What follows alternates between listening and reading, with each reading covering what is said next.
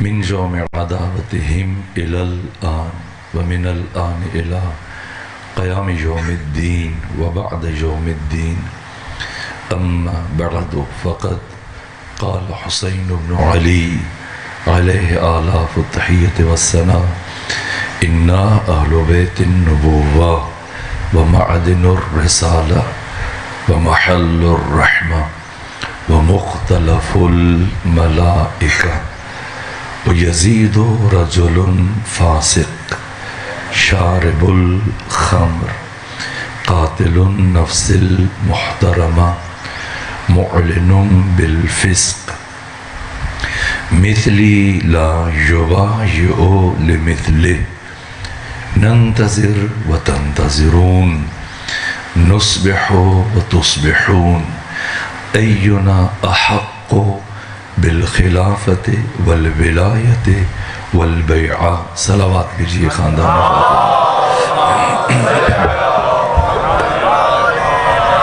نعرہ تکبیر، اللہ اکبر، نعرہ رسالت، نعرہ حیدری، حسینیت، یزیدیت، محمد و آل محمد صلوات.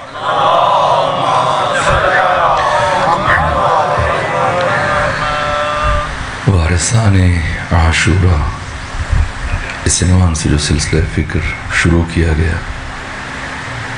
آج اس کی 7ویں مجلس ہے، اور میں اس تسلسل فکری کو عرض کرنے کی کوشش کر رہا ہوں کہ انبیاء کی، ائمہ کی زندگی یوں متصل ہے کہ اگر ایک انسان پڑھنا شروع کرے بعدت رحلت رسول علی ابن ابی طالب علیہ السلام سے لے کر امام حسن عسکری تک، جب ان 11 شخصیتوں کی زندگیوں کا تسلسل سے مطالعہ شروع کرے تو اسے یہ محسوس نہیں ہوگا کہ یہ الگ الگ 11 افراد ہیں، بلکہ وہی محسوس کرے گا کہ ایک ذات ہے، ایک شخصیت ہے، اور مختلف ادوار میں وہ شخصیت زندگی گزار رہی ہے. وہی حقیقت محمدی کبھی علی کی شکل میں ظاہر ہوئی، کبھی حسن کی شکل میں، کبھی حسین کی شکل میں، کبھی امام علی زین العابدین کی شکل میں، کبھی امام محمد باقر کی شکل میں، کبھی امام جعفر صادق کی شکل میں، کبھی امام موسیٰ کاظم کی شکل میں، اور کبھی امام علی ابن موسیٰ الرضا کی صورت میں. اگر پیغمبر اکرام اسلام 33 ہجری میں ہوتے، اگر 11 ہجری میں آپ کی رحلت نہ ہوتی اور آپ کو 11 ہجری سے لے کر 40 ہجری تک یہ 30 سال لوگوں کے درمیان زندگی گزارنا پڑتی، تو کیسے گزارتے؟ بالکل ویسے ہی گزارتے جیسے علی ابن ابی طالب نے زندگی گزاری. اور 40 ہجری سے لے کر 50 ہجری تک یہ 9.5 سال کیسے زندگی گزارتے؟ جیسے امام حسن مجتبیٰ نے گزاری. اور 50 ہجری سے لے کر 61 ہجری تک 10.5 سال پیغمبر ہوتے تو کیا کرتے؟ وہی کرتے جو حسین ابن علی نے کیا. اور 61 ہجری سے لے کر 95 ہجری تک 35 سال پیغمبر اسلام کی سیرت کیا ہوتی ہے، اگر کوئی جاننا چاہتا ہے تو امام علی زین العابدین کی سیرت کا مطالعہ کرے. اور 95 ہجری سے لے کر 114 ہجری تک یہ تقریباً 18 سال 10 مہینے پیغمبر کیا کرتے؟ وہی کرتے جو آپ کے ہم نام امام محمد باقر نے کیا. اور 114 سے لے کر 148 تک 35 سال پیغمبر اکرام اسلام کو اسوہ اور کردار کیا ہوتا، اگر کوئی جاننا چاہتے تو وہ امام جعفر صادق کی زندگی کو پڑھے. اور 148 سے لے کر 183 ہجری تک ان 35 سالوں میں اگر پیغمبر ہوتے تو کیا کرتے؟ وہی کرتے جو امام موسیٰ کاظم نے کیا. اور 183 ہجری سے لے کر 203 تک ان 20 سالوں میں اگر پیغمبر ہوتے تو کیسے ہوتے؟ انداز کیا ہوتا؟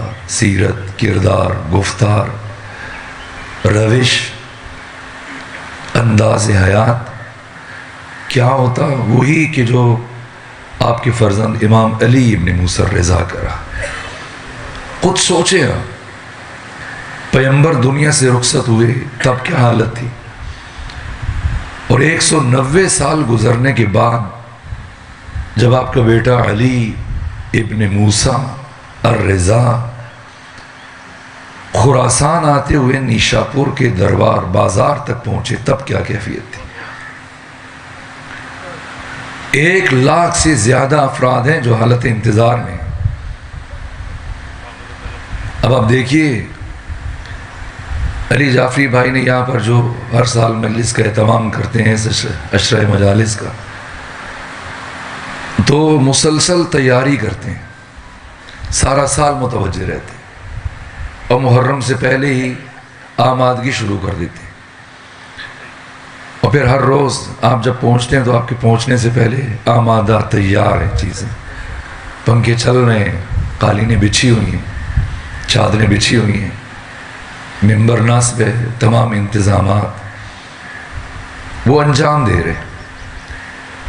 اور اس عشرہ مجالس کے لیے انہوں نے اپنے عزیزوں کو، دوستوں کو فون کیے، رابطے کیے، اشتہار چھپوائے،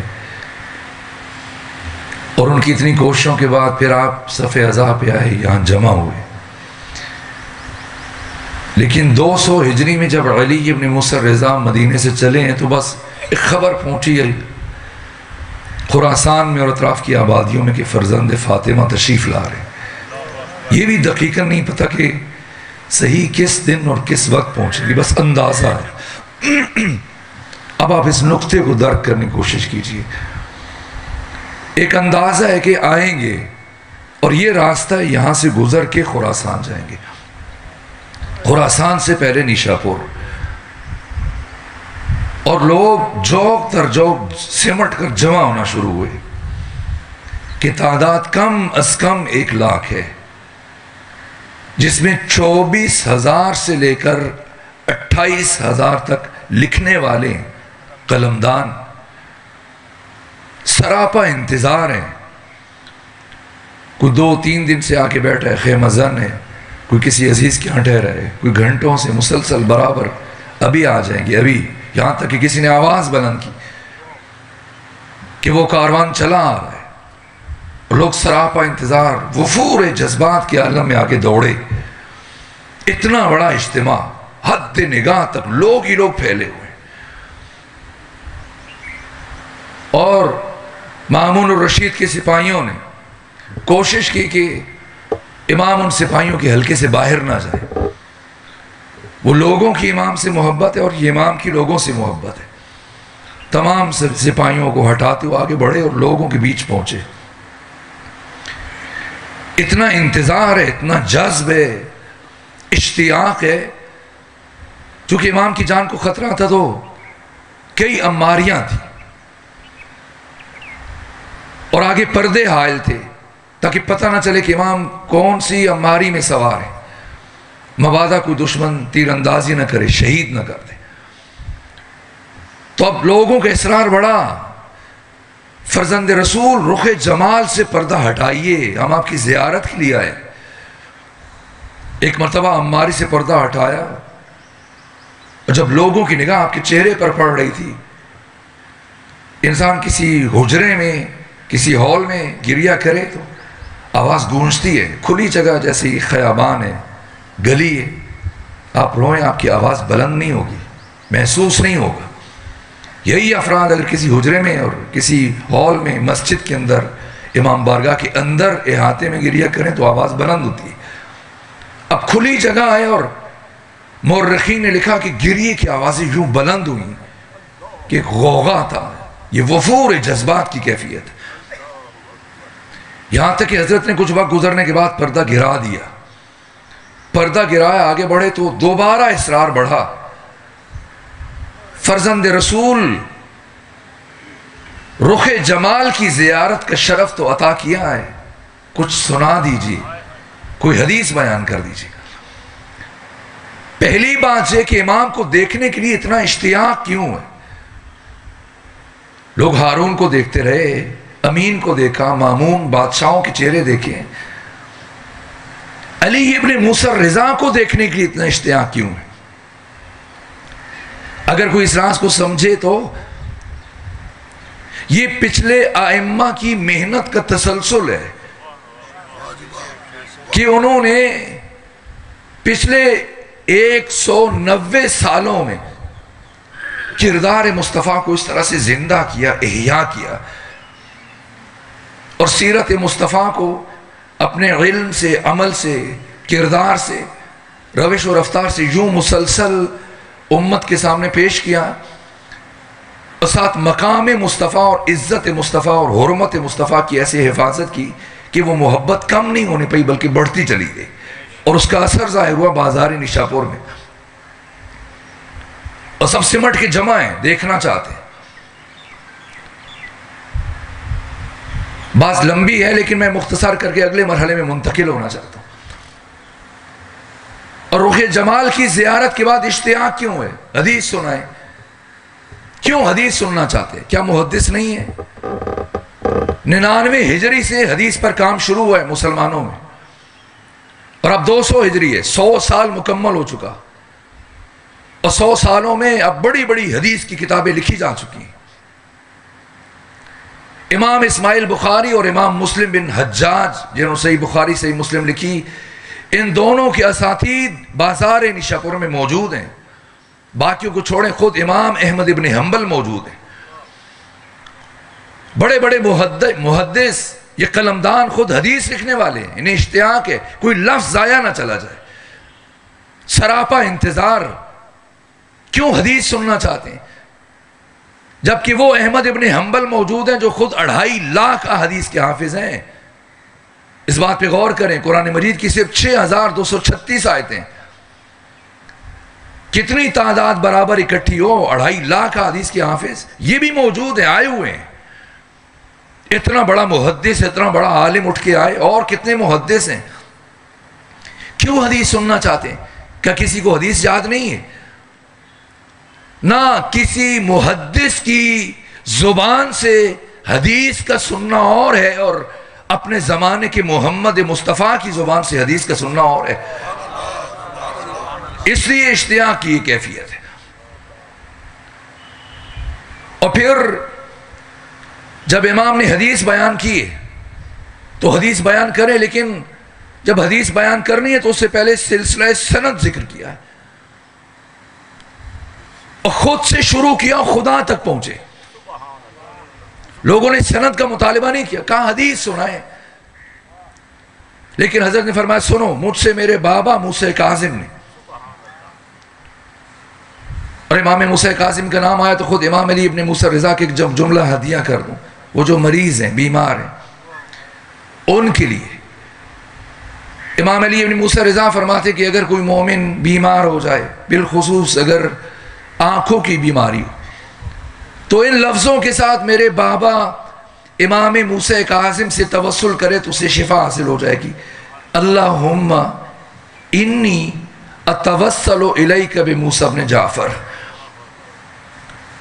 فرماتے مجھ سے میرے بابا موسیٰ کاظم نے، ان سے ان کے بابا جعفر صادق نے، ان سے ان کے بابا محمد باقر نے، ان سے ان کے بابا علی زین العابدین نے، ان سے ان کے بابا حسین ابن علی نے، ان سے ان کے بھائی حسن مجتبیٰ نے، ان سے ان کے بابا علی ابن ابی طالب نے، ان سے پیغمبر گرامی اسلام نے، اور ان سے اللہ نے یہ فرمایا۔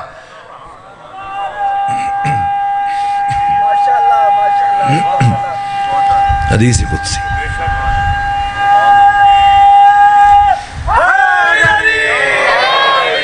خود سے خدا تک پہنچے ہیں۔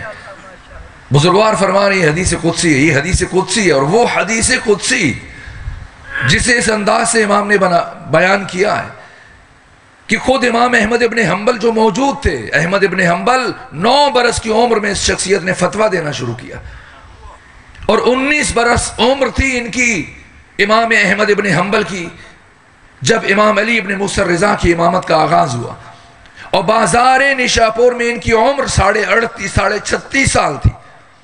خود قلم دوات لیے موجود ہیں، خود حدیث لکھی ہے، حدیث سے متعلق نہیں، سلسلۃ السند سے متعلق ایک بات کی۔ یہ جو سلسلہ امام نے بیان کیا اسے کہتے ہیں سلسلۃ الذہب، اور ہر محدث کا اپنا سلسلۃ الذہب ہے۔ سب سے زیادہ حدیث ام المومنین عائشہ سے پہنچی ہیں مسلمانوں تک، ان کا بھی اپنا ایک سلسلۃ الذہب ہے۔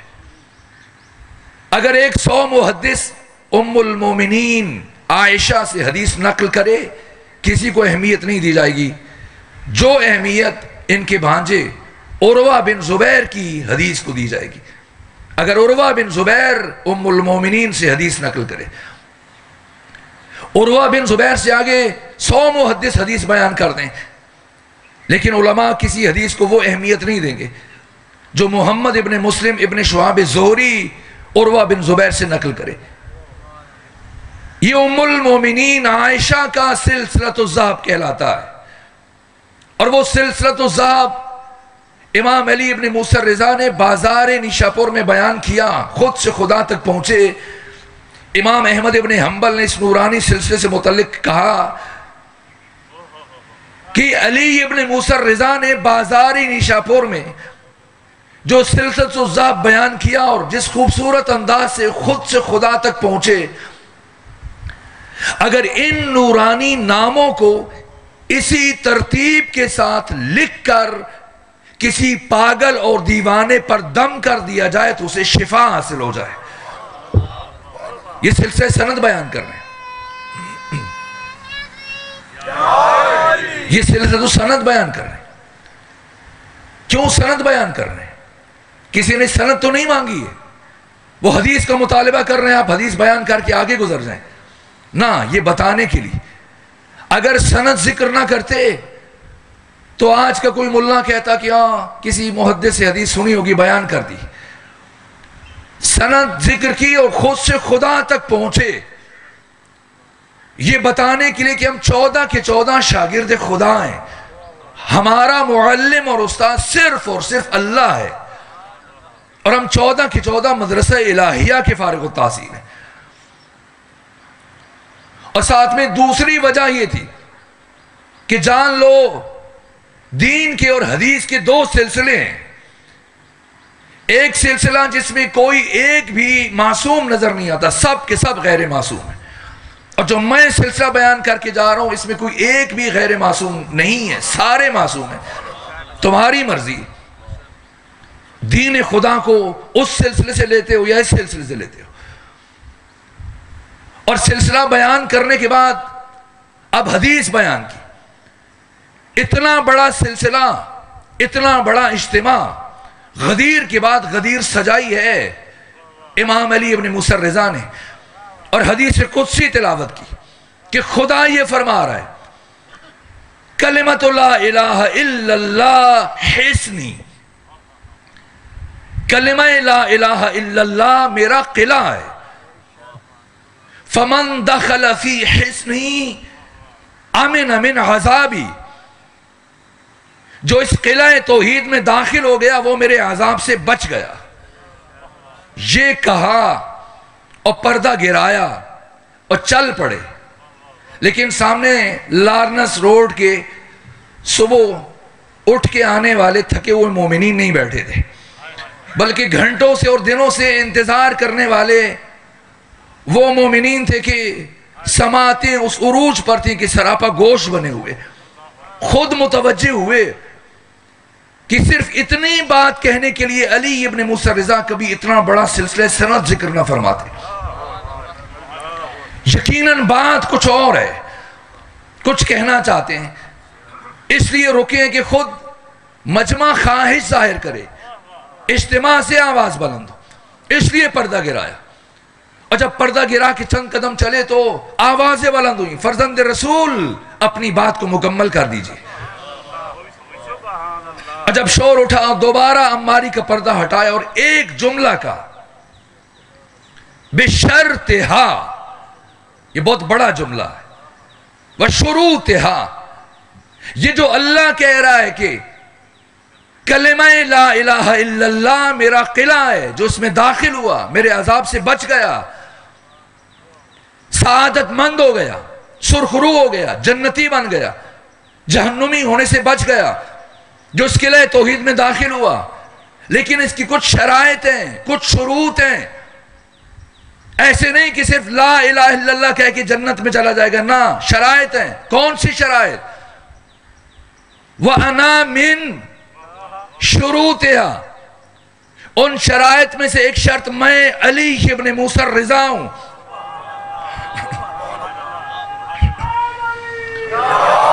یہ خمینی ہے بت شکن نے،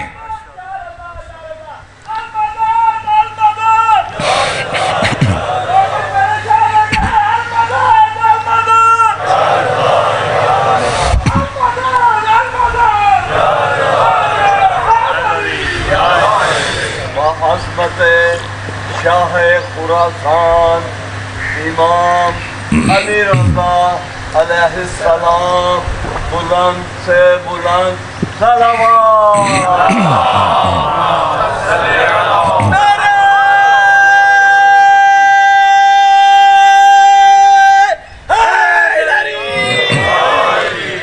ابھی نعرے بلند ہوئے اور انہوں نے کہا المدد المدد یا رضا، یا رضا۔ تو اب میں چاہتا ہوں کہ میں اس کا ایک اور پہلو عرض کر دوں، اور یہ میں نہیں عرض کر رہا، اس کی تفسیر میں آیت اللہ جوادی عاملی نے بیان کیا، اور خمینی بت شکن نے بیان کیا، علماء اور عرفاء نے بیان کیا۔ ہمارے یہ تصور ہے کہ شاید صرف لا الہ الا اللہ کہہ دینا یہ توحید ہے اور بس، نہ، یہ کیا بیان فرما رہے ہیں؟ امام علی ابن موسیٰ الرضا یہ نصاب توحید بیان کر رہے ہیں۔ یہ جو معصوم نے کہا کہ نحن واللہ ارکان التوحید، کہ ہم 14 ارکان توحید خدا ہیں۔ توحید صرف لا الہ الا اللہ سے مکمل نہیں ہوتی ہے، نصاب توحید کیا ہے؟ یہ خمینی بت شکن نے فرمایا لا الہ الا اللہ توحید ہے، لیکن یہ توحید کا نقطہ آغاز ہے۔ کمال توحید کیا ہے؟ کمال توحید اللہ کی وحدانیت اور یکتائی کے اعتراف کے بعد ان 14 کی ولایت مطلقہ کا کما حقہ اعتراف کرنا اور ایمان لانا اور اظہار کرنا، یہ توحید کا کمال ہے۔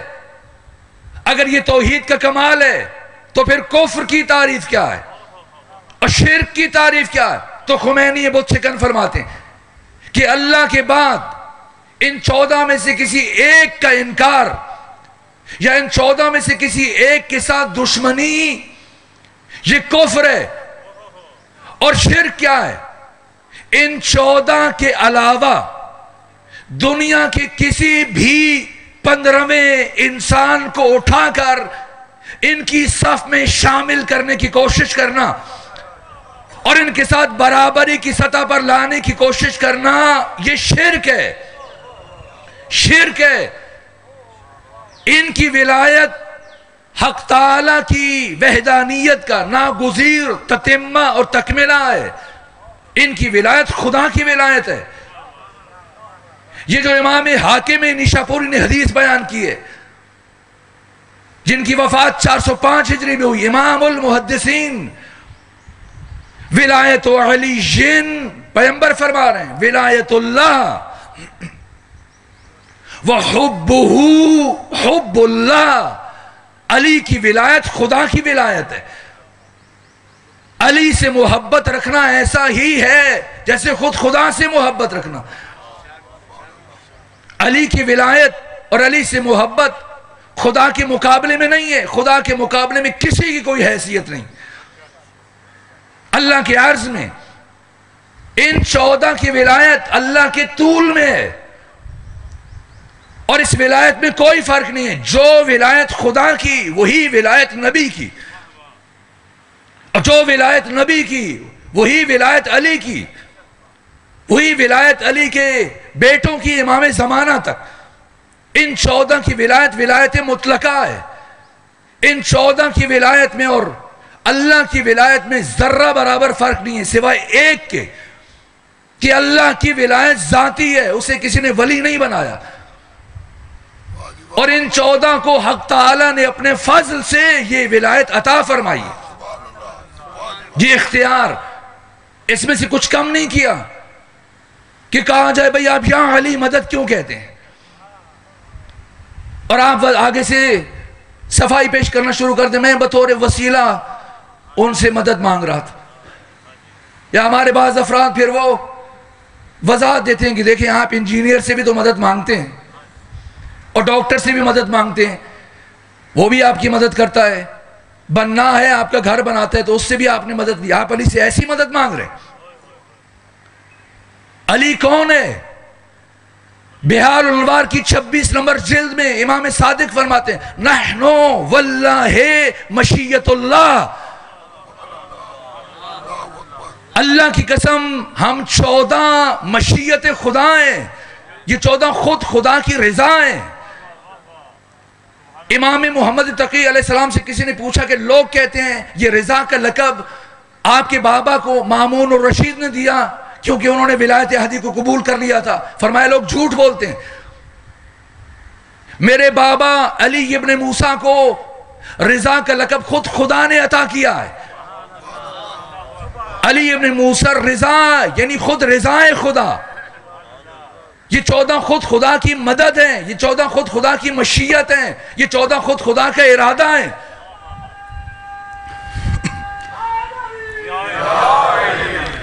اگر کسی کو بات سمجھ نہیں آ رہی ہے تو مقتل کی کتابیں اٹھائیں, حدیث کی کتابیں اٹھائیں, تاریخ کی کتابیں اٹھائیں. 56 کتابیں مقتل پر جو گنتی میں پہلی صف میں آتی, ان میں سر فہرست ابی مخنف ہے, منہاج الدموع ہے, دمۃ الثاقبہ ہے, نفس المحموم ہے, اللحوف ہے, جو مرضی اٹھائیں.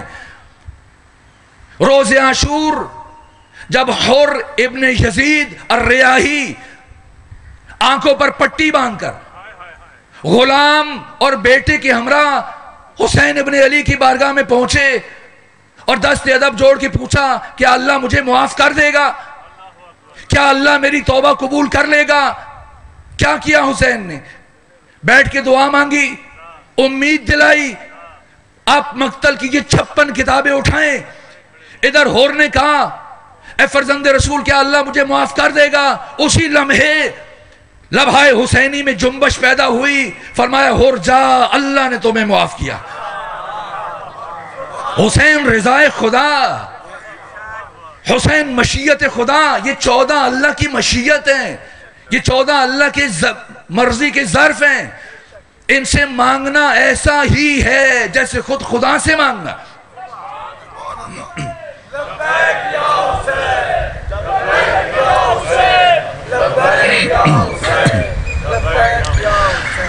ان سے مانگنا ایسا ہی ہے جیسے خود خدا سے مدد مانگنا. ان 14 کو خود اللہ نے اپنی مشیت کا ظرف قرار دیا ہے. چاہے تو آپ خود خدا سے مدد مانگ لیجئے, کہیے یا اللہ مدد, اور کہنا چاہیے اللہ سے مدد مانگنی چاہیے اور اللہ مدد کرتا ہے. اور اگر جی چاہ رہے کہ پیغمبر سے مدد مانگے تو کہیے یا نبی مدد, تو پیغمبر مدد کریں گے. اور اگر آپ علی سے مدد مانگنا چاہتے تو کہیے یا علی مدد, یا مہدی مدد, یا زہرا مدد. جس سے بھی مدد مانگیں گے آپ کو مدد مل جائے گی. اللہ سے مانگے تب بھی ملے گی, نبی سے مانگے تب بھی ملے گی, علی سے مانگے تب بھی ملے گی. جس سے بھی مانگے مدد مل جائے گی. لیکن اگر کوئی بدبخت اپنے دل میں علی کا بغض رکھتے ہوئے یا اللہ مدد کہے گا, مدد تو نہیں ملے گی, لعنت یقیناً مل جائے گی.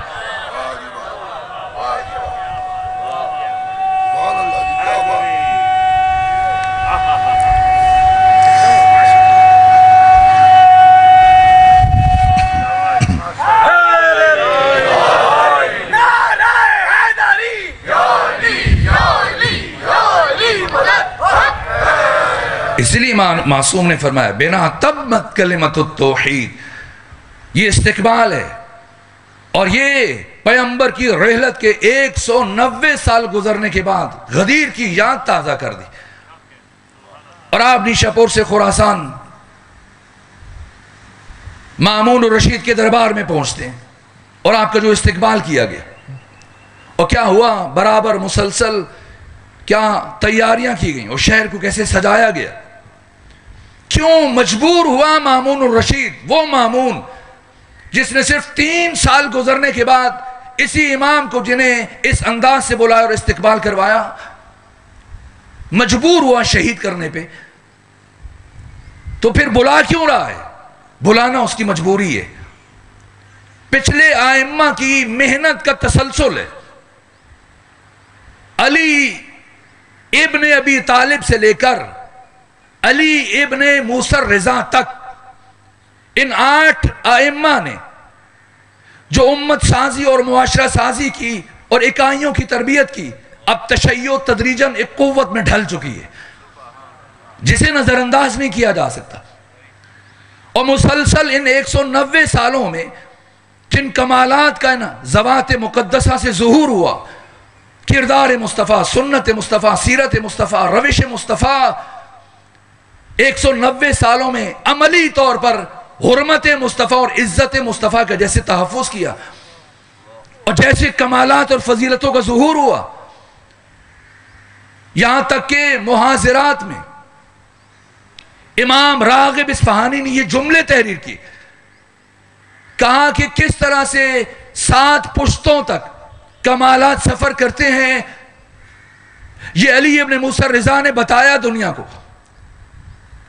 کہ پیغمبر گرامی اسلام اور علی ابن ابی طالب سے لے کر امام علی ابن موسیٰ رضا تک ان 7 پشتوں میں یوں کمالات چلے کہ جب علی ابن موسیٰ رضا خراسان پہنچے تو یوں لگ رہا تھا کہ اپنے زمانے کا محمد مصطفیٰ آ گیا.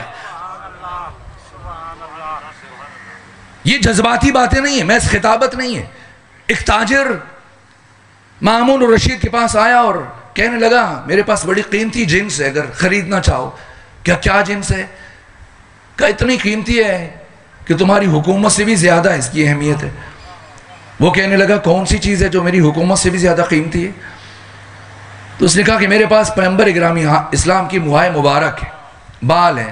آپ لاہور میں رہتے ہو، یہاں بادشاہ کی مسجد ہے، اس بادشاہی مسجد وہاں پر بھی کہتے ہیں کہ کوئی منہ مبارک ہے. وہ کیسے پتہ چلے کہ پیغمبر کا بال ہے؟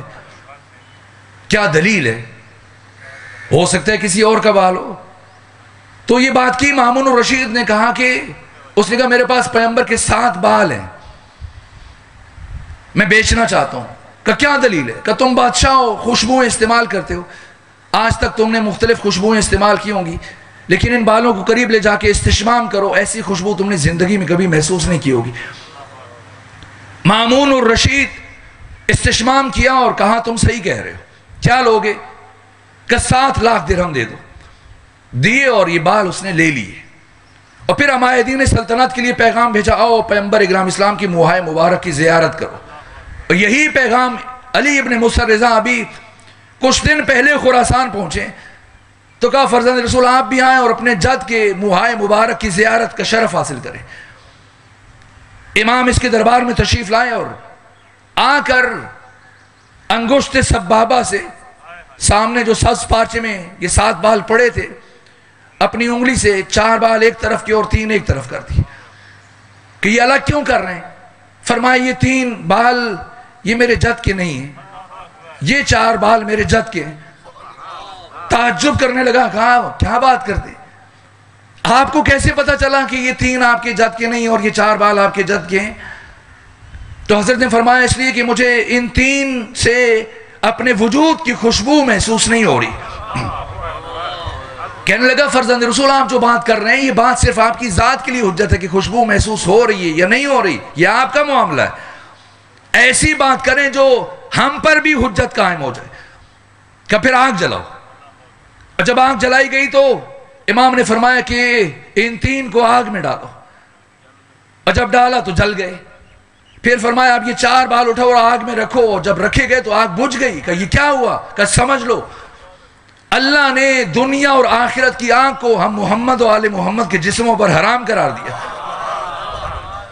وہی سیرت ہے، وہی کردار ہے، وہی انداز ہے. وہ جو علی جعفری بھائی صبح میں حدیث قصہ بھی تلاوت کر رہے تھے، اور لحمک لحمی و دمک دمی، ان کی حقیقت ایک ہے. یہ حقیقت محمدیہ. شرمندہ وقت تمام ہوا. کیا کیا امام نے اس عرصے میں خراسان میں، کیا کام انجام دیے. ایک جو دربار میں جس انداز سے رہے. اب آپ سوچیں کہ امام جب مدینے میں تھے اس وقت تو ہارون کی مخالفت کرتے تھے، اور صفوان بن یحییٰ جمال نے جب منع کیا تو امام نے کیا فرمایا، میں نے کل عرض کیا. تو چلیں اب تو آپ آ گئے، ایک طرح حکومت کا حصہ بن گئے، اور وفاق میں آ گئے، مرکز میں آ گئے، خراسان میں آ گئے، دارالخلافہ میں آ گئے، مامون الرشید کے دربار میں. اب تو بہت خیال رکھتے ہوں گے کہ کوئی ایسی بات نہ ہو جائے جس سے ناراض ہو جائے. سمجھے امامت کیا ہے؟ یہ جرأت اظہار ہے، یہ شجاعت ہے کہ مامون کے دربار میں تشریف فرمائے. اور ایسے میں 2 افراد مدینے سے امام کی زیارت کے لیے آئے. دربار میں ان کو اذن باریابی ملا، آئے، بیٹھے، ملاقات کی. جب اٹھنے لگے تو امام نے ایک سے فرمایا کہ تم اپنی نماز قصر پڑھنا، اور اس سے کہنا کہ یہ اپنی نماز پوری پڑھے. اب آپ سب کے سب لاہور سے ہیں، اور اگر آپ 48 کلومیٹر کا سفر یا دونوں سائیڈوں کا ملا کر قریب کی کسی آبادی میں چلے جائیں تو آپ کی 4 رکعتی نماز قصر ہو جائے گی. آپ یہاں سے اسلام آباد چلے جائیں، مری چلے جائیں، ملتان چلے جائیں، پشاور چلے جائیں، یا قریب کے شہر میں چلے جائیں، گجرانوالہ، شیخو پورہ، آپ کی نماز قصر ہو جائے گی. اگر آپ کا سفر 48 کلومیٹر ہے یا دونوں اطراف کا ملا کر، لیکن شرط یہ ہے کہ آپ کا سفر سفر معصیت نہ ہو. نعوذ باللہ، خاکم بدہن صرف سمجھنے کے لیے. اگر کوئی فعل حرام کے لیے جائے، مثلا جا کے میں شراب خریدوں گا یا جوا کھیلوں گا یا کسی پر ظلم کروں گا، یہ سفر سفر معصیت ہے. اب وہاں جا کر بھی چاہے کراچی چلا جائے اور 36 گھنٹے کا سفر کرے تب بھی یہ نماز پوری پڑے گا. اور سفر میں بھی اسے روزہ رکھنا پڑے گا. یہ قصر کی سہولت صرف ایسے فرد کے لیے جس کا سفر سفر مباح ہو. جو صرف جائز سفر کرے اس کے لیے یہ فقہی مسئلہ ہے، یہ مسلم ہے. اب دونوں مدینے سے آئے، اور جب اٹھنے لگے تو امام نے ایک سے فرمایا کہ تم نماز قصر پڑھنا، اور اس سے کہو پوری پڑھے. اور مامون قریب بیٹھا سن رہا ہے. یہ ہے امام علی ابن موسیٰ الرضا. یہ جرأت اظہار ہے، یہ شجاعت ہے. وہی شجاعت جیسے علی شجاع ہے. شجاعت ہمیشہ تلوار چلانے کا نام نہیں ہوتا. شجاعت قوت قلب کے اظہار کا نام ہے. اور باطل قوتوں کے سامنے کلمہ حق زبان پر جاری کرنا، یہ بھی شجاعت ہے. یہاں تک کہ وقت کا حکمران ہے مامون الرشید، اور امام علی ابن موسیٰ الرضا فرما رہے ہیں تم قصر پڑھو، اور اسے کہنا پوری پڑھے. جس کے لیے کہاں پوری پڑھے، ایک مرتبہ وہ ہل کر رہ گیا. فرزند رسول، یہ بھی مدینے سے آیا، میں بھی مدینے سے آیا، اس کا سفر بھی اتنا ہی ہے جتنا میرا سفر ہے، تو پھر یہ کیوں قصر پڑھے، میں کیوں پوری پڑھوں؟ امام نے فرمایا اس لیے کہ یہ مدینے سے صرف مجھ سے ملنے کے لیے آیا تھا، اور تو میرے ذریعے سے مامون الرشید کا تقرب حاصل کرنا چاہتا ہے، اور تمہارا سفر سفر گناہ ہے. یہ چھوٹی بات نہیں تھی. یہ علی ابن موسیٰ الرضا ہیں. یہ دربار ہے، اور دربار میں مسلسل ہر روز کمالات کا ظہور ہوتا ہے. بڑے بڑے علماء دانشور بلاتے ہیں، وقت نہیں بچا. مامون خود فقیہ تھا، محدث تھا، عالم تھا، فیلسوف تھا، علم کلام کا ماہر تھا. خود وقتاً فوقتاً مشکل ترین سوال تراش کر کے رکھتا تھا، امام سے پوچھتا تھا. لیکن یہ امام ہے. ایک مرتبہ عمران صحابی ستارہ پرست تھا، آیا اور امام سے مناظرہ شروع کیا. مشرک تھا. امام مناظرہ کرتے رہے. صبح سے گفتگو شروع ہوئی، اور یہ برابر امام پر سوالات کی بوچھاڑ کر رہا تھا. امام جواب دے رہے تھے، جہاں تک کہ زوال کا وقت آیا. جیسے نماز کا وقت داخل ہونے لگا، امام اٹھے. عمران صحابی نے کہا فرزند رسول کچھ لمحے اور رکیں، میری کیفیت بدل رہی ہے، میں منقلب ہو رہا ہوں، اور مجھے لگ رہا ہے کہ میں آپ کے عقیدے پر تسلیم ہو جاؤں گا. امام نے فرمایا تم تسلیم ہو یا نہ ہو، اب علی ابن موسیٰ الرضا کی خدا کے ساتھ ملاقات کا وقت آن پہنچا ہے. گئے، نماز پڑھی. یہ آپ کی روحانیت ہے، اس کا اثر یہ تھا کہ جیسی پلٹ کر آئے اب مزید مباحثے اور مناظر کی ضرورت پیش نہ آئی. عمران صحابی نے کہا ہاتھ بڑھائیں، میں آپ کے ہاتھ پر بیعت کرنا چاہتا ہوں، کلمہ پڑھنا چاہتا ہوں، مسلمان ہونا چاہتا ہوں. یہ کردار کی بلندی ہے. یہاں تک کہ شاہی ماحول، دربار سب کچھ ہوتے ہوئے امام نے خود ایک کرائے کا گھر 2 کمروں پر مشتمل اپنے استعمال کے لیے لیا اور 3 سال جو رہے اس کرائے کے گھر میں رہے. 2 حجروں پر مشتمل اس گھر میں رہے. نہ پہرے دار، نہ فوجی، نہ سپاہی، نہ ہٹو بچوں کی آوازیں. جو آنا چاہتے آئے، جس کی جو مشکل ہے، پریشانی، اور کیا انداز ہے. 3 سال جو خراسان میں رہے، ہر سال 9 ذی الحج کو اپنے غلاموں سے کہتے کہ میرے گھر کے دروازے کھلوا دو اور اعلان کرواؤ خراسان میں جو بھی مستحق ہے، مفلس ہے، غریب ہے، تنگ دست ہے، مفلوق الحال ہے، توحید دامن ہے، جس کے پاس کچھ نہیں ہے، آئے اپنی ضرورت کے مطابق جو اسے چاہیے میرے گھر سے اٹھا کر لے جائے. یہ کام مدینے میں بھی کرتے تھے. اور اب خراسان میں جو 3 سال رہے، 3 سال یہ کام انجام دیا. ایسا نہیں کہ مجھ جیسے کوئی فقیر شخص ہو اور اس کے گھر میں کچھ نہ ہو. نہ، علی ابن موسیٰ رضا ولی عہد سلطنت ہے. کوئی گورنر آتا ہے، قیمتی ترین تحائف لے کے آتا ہے، سونے اور چاندی کے سکے، تھیلیاں، قیمتی قالینیں، پارچے اور قیمتی ترین تحائف امام کی شخصیت کو مد نظر رکھے. آپ کے نام کا سکہ چلتا تھا 3 بر اعظموں میں. آپ کے نام کا خطبہ پڑھا جاتا تھا ان 3 سالوں میں 3 بر اعظموں میں. جو آتا ہے آ کے ملاقات کرتا ہے، تحائف لے کے آتا ہے، اور وہ سارے تحائف امام 9 ذی الحج کے دن چلے جاتے ہیں اور لوگ اٹھا کے، جیسے کچھ عرصہ پہلے یہاں لاہور میں بھی ایک واقعہ پیش آیا کہ دھڑا دھڑ لوگ جس کے ہاتھ میں جو آتا ہے اٹھا کے لے کے جا رہے ہیں. تو جب وہ چیزیں اٹھا کے لے کے جا رہے ہیں لوگ، ایسے میں مامون الرشید کا وزیر فضل ابن سہل مامون کا پیغام لے کر آیا امام کے پاس، اور جیسی آیا دیکھا دھڑا دھڑ لوگ اٹھائے کے لے کے جا رہے ہیں چیزیں، اتنی قیمتی چیزیں. انگشت حیرت دہن میں ڈال کے امام کی طرف دیکھ رہا ہو، پھر آگے بڑھ کے کہتے ہیں ناراض نہ ہو، عرض کروں یہ تو خسارہ ہی خسارہ ہے، نقصان ہی نقصان ہے. جس مال کو اور دولت کو جمع کرنے کے لیے انسان ساری زندگی صرف کر دیتا ہے، آپ تو اسے دھڑا دھڑ لٹائے جا رہے ہیں. امام نے فرمایا تمہارے نزدیک یہ خسارہ ہے، لیکن علی ابن موسیٰ رضا کے نزدیک یہ فائدہ ہی فائدہ ہے. کہ کیسے؟ امام نے فرمایا خسارہ تب ہوتا کہ میں یہاں سے چلا جاتا، دوسرے عالم میں منتقل ہو جاتا اور یہ سب کچھ یہیں چھوڑ کے چلا جاتا، لیکن میں تو اپنے جانے سے پہلے اپنا سارا مال اللہ کے ذخیرے میں منتقل اور محفوظ کروا رہا ہوں اپنے لیے. دید چاہیے، نگاہ چاہیے. میرے نزدیک تو یہ فائدہ ہی فائدہ ہے، میں نے تو بہترین تجارت کی. اب پریشان اسی کیفیت میں آیا، اور جب دسترخوان پہ پہنچا تو ایک مرتبہ امام آپ کا ہمیشہ معمول رہا کہ پہلے دسترخوان سے اچھا کھانا الگ کرواتے اور اپنے غلام سے کہتے قریب جو ہمسائے مستحق ہیں، جو یتیم ہیں، ان تک یہ کھانا پہنچاؤ تاکہ علی ابن موسیٰ رضا کھانا شروع کر سکے. اور جب وہ غلام خبر دیتا کہ ہاں میں کھانا پہنچا کے آیا ہوں ہمسایوں تک، وہ یتیم اب کوئی بھوکا نہیں ہے، سب تک کھانا پہنچ چکا ہے، اب کھانے کی طرف ہاتھ بڑھاتے.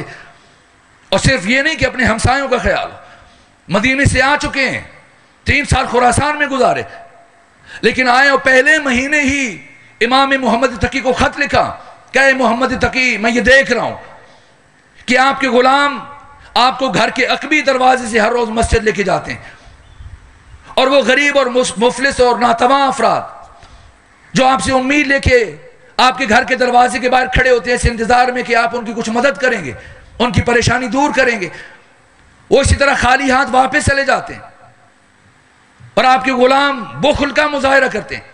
تو جیسے میرا خط پہنچے اب ان کی بات کو اہمیت نہ دیجیے گا، اور ہمیشہ مرکزی دروازے سے مسجد جایا کریں ان سب کی مدد کرتے ہوئے. یہ امام رؤوف، یہ امام کریم. اور پھر کھانے کی طرف جب ہاتھ بڑھایا، سارے غلام اور خادم ملازم سب دسترخوان پر بیٹھے آپ کے ساتھ کھا رہے ہیں، اور وزیر صاحب کو بڑی مشکل پیش آ رہی ہے کہ میں ان فقیروں کے ساتھ، ان غلاموں کے ساتھ کیسے کھانا کھاؤں. پھر رہا نہیں گیا، وہ کہنے لگا علی ابن موسیٰ الرضا آپ ولی عہد سلطنت ہیں، اس مملکت کی دوسری بڑی شخصیت ہیں، فرزند رسول ہیں، آپ کا مقام ہے اور آپ ان غلاموں کے ساتھ بیٹھ کے کھانا کھا رہے ہیں۔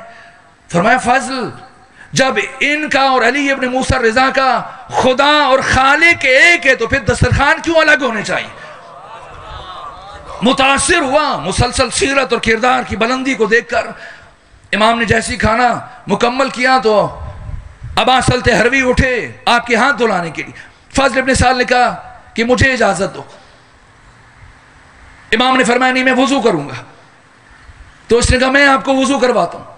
امام نے فرمایا تو ایک اسلامی حکومت کا وزیر اعظم ہے، تمہیں یہ معلوم ہونا چاہیے کہ وضو جو کار واجب ہے، کار واجب میں دوسروں سے معاونت نہیں لی جا سکتی۔ وضو انسان خود اپنے ہاتھ سے انجام دے سکتا ہے۔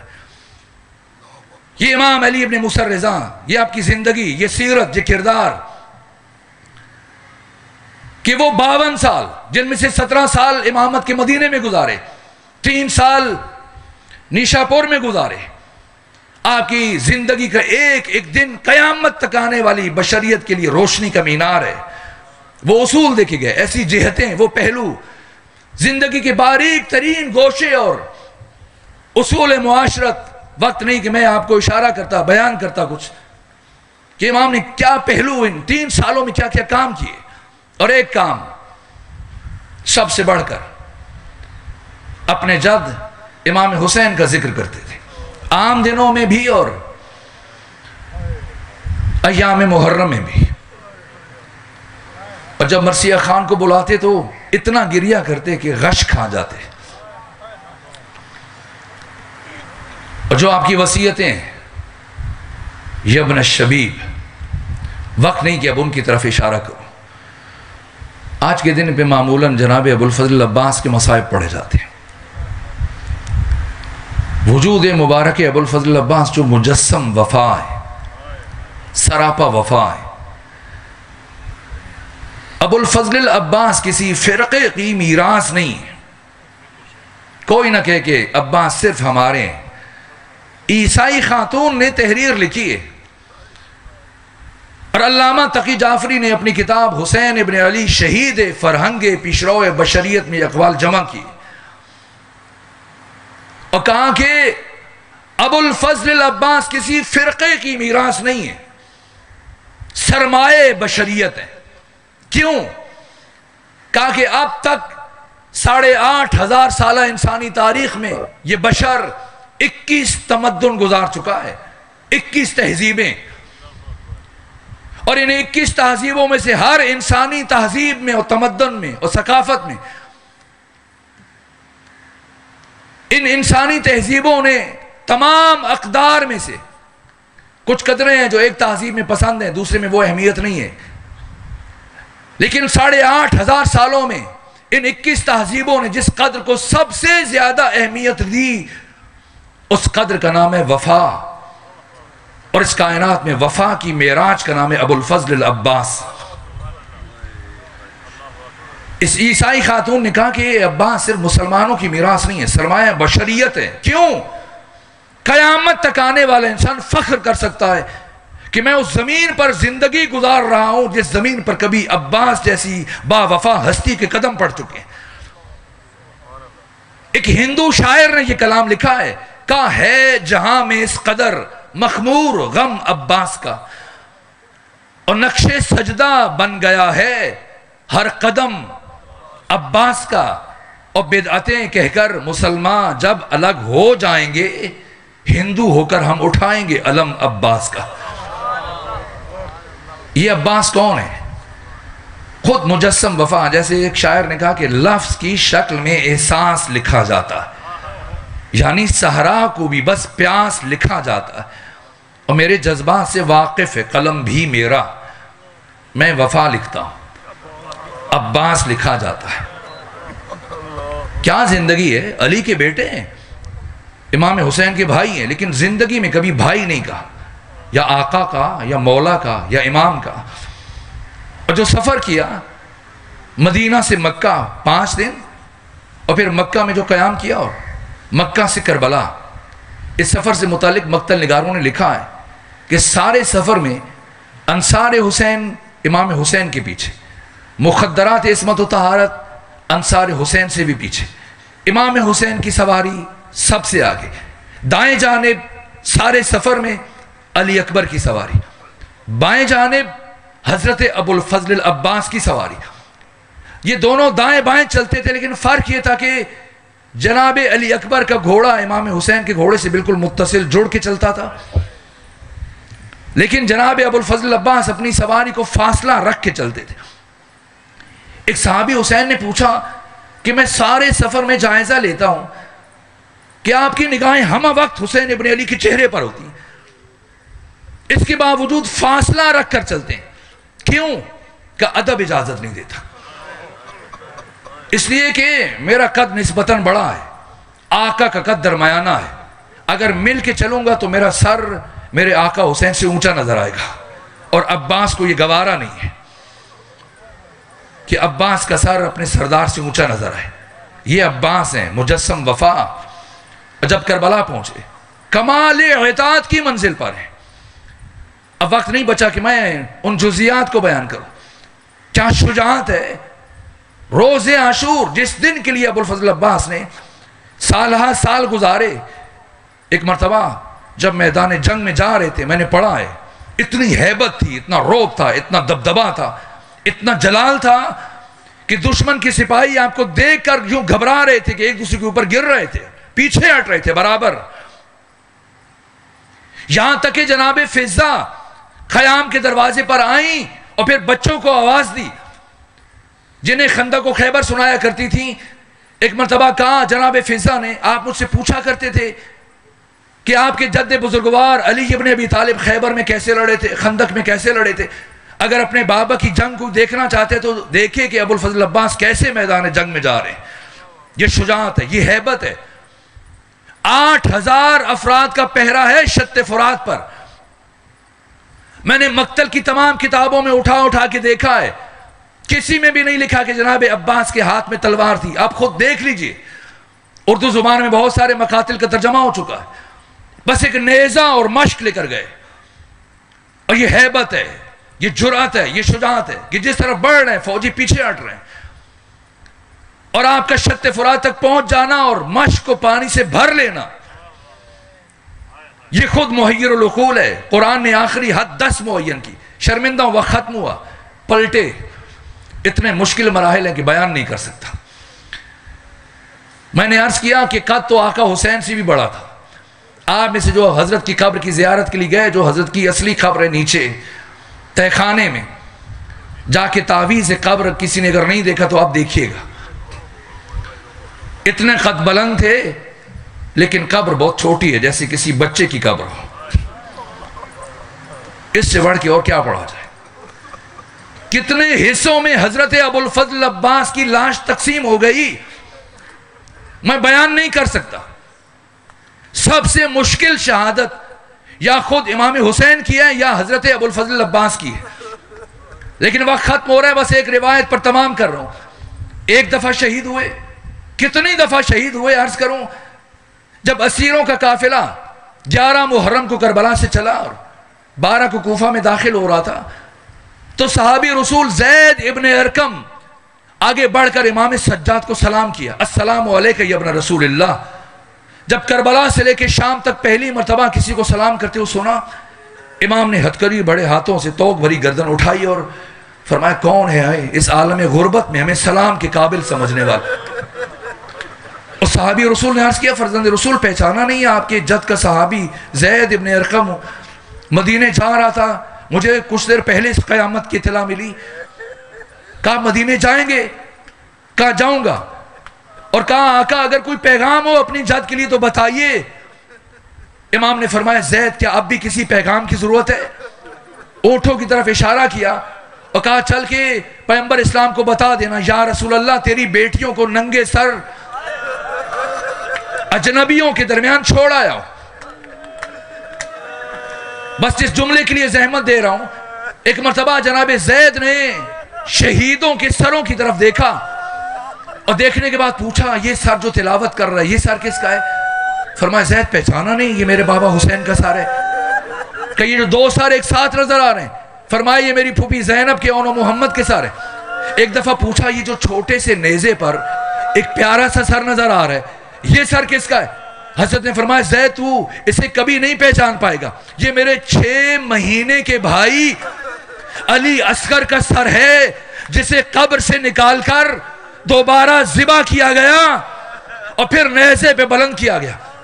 اور ایک مرتبہ زید نے گھوم کر شہیدوں کے سروں کی طرف دیکھا اور دیکھنے کے بعد کہا آقا کیا عباس نے ساتھ نہیں دیا؟ کیا عباس نے ساتھ نہیں دیا؟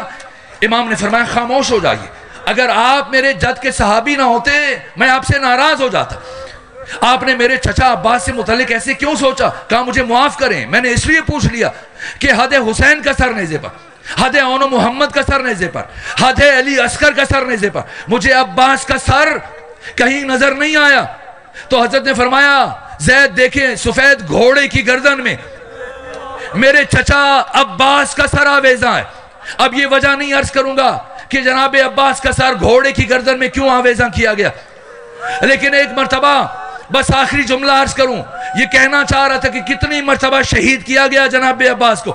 سنیں گے کیسے آپ کے سر کو گھوڑے کی گردن میں آویزاں کیا گیا؟ میں نے مقتل کی کتابوں میں پڑھا ہے، جناب عباس کے ایک کان سے سوراخ کیا گیا، دوسرے کان تک سوراخ کیا گیا، پھر اس درمیان سے رسی کو گزارا گیا اور اس رسی کو گھوڑے کی گردن میں پہنا دیا گیا۔ الا لعنت اللہ علی القوم الظالمین وسیعلم الذین ظلموا ای منقلب ینقلبون۔ پروردگار ہماری عبادت کو اپنی بارگاہ میں قبول فرما، ہماری اس عبادت کے لیے اپنی بارگاہ سے اجر عظیم قرار دے، ہمارے گناہوں کو معاف فرما، ہمارے والدین کے گناہوں کو معاف فرما۔ پروردگار بیماروں کو شفا عطا فرما، جو پریشان حال ہیں ان کی پریشانیوں کو دور فرما۔ حاضرین قربانی مجلس کو طول عمر صحت اور سلامتی کے ساتھ گزارنے کی توفیق عطا فرما۔